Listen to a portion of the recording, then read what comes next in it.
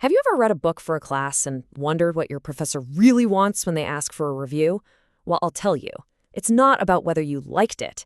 It's about joining a conversation. Today, we're going to dig into how to write a truly powerful academic book review, and we're basing all of this on the fantastic guide, Academic Writing, Simple Concepts and Easy Skills by Mohammed AbdEllah. So, let's jump right in. All right, here's our game plan. First, we'll talk about what actually makes a review a critical conversation. Then, we're going to look at a pretty cool advanced technique called the comparative lens.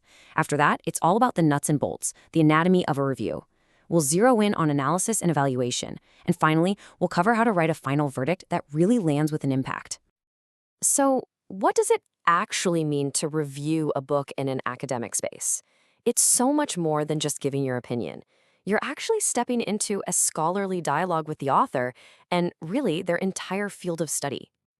At its core, an academic book review is all about sharp, focused analysis. Your job is to break down what the author is trying to argue, carefully weigh the good and the bad, and this is the most important part, figure out where this book fits in and how much it matters in the grand scheme of things.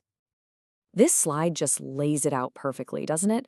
A consumer review is all about personal feelings. I loved it, 5 stars. But an academic review, that's a whole different animal.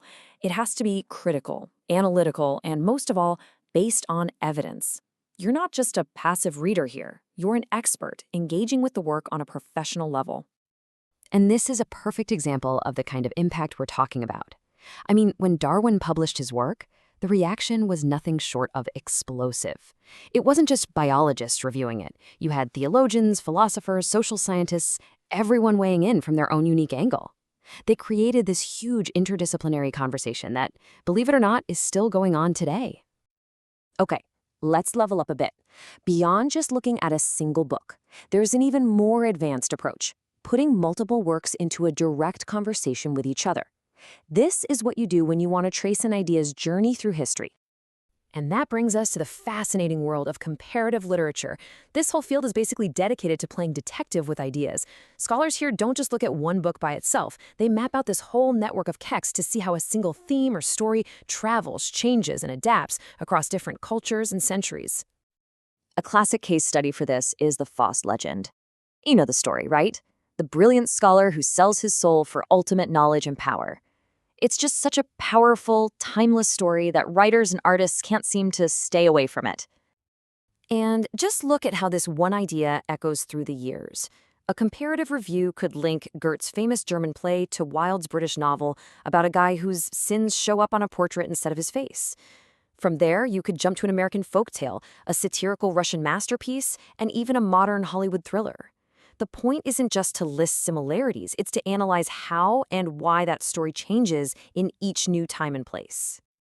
Okay, so that's the big picture theory. Now, let's get practical. How do you actually build one of these things from the ground up? Luckily, there's a pretty clear, reliable blueprint you can follow. A great review pretty much always starts with these 3 moves. You kick things off with an introduction to set the scene, you give a quick summary so your reader has the basic gist, and then you dive into the most important part, your critical analysis. Now, your introduction has a really big job. I mean, of course, you need the basic info, title, author, and all that, but you also have to clearly lay out the book's main argument, its thesis. And, crucially, explain why this book even matters. What scholarly conversation is it trying to join, or maybe even disrupt? All right. This right here is the absolute heart of the review. This is where you stop just describing the book and you start actively judging it. This is where your voice as a critical thinker really needs to shine. So, the second half of our blueprint covers these last 3 really decisive steps.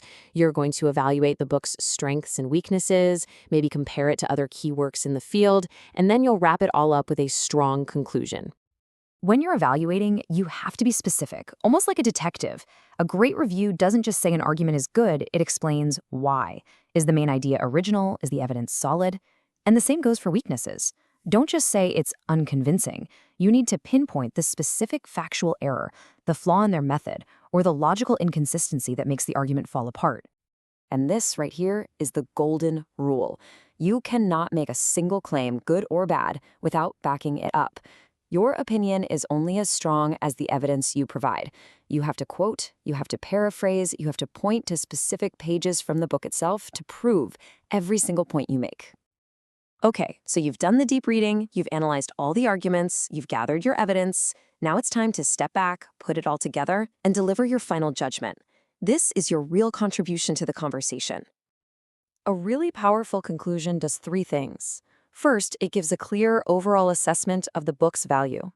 Second, it makes a final, confident statement on its lasting importance or its biggest shortcomings.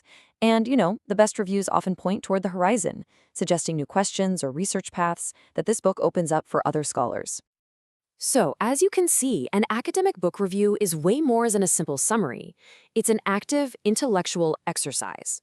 It's your chance to engage with the biggest ideas in your field, to test them, and to help shape where the conversation goes from here. Really, the only question left is, what scholarly conversation are you going to join?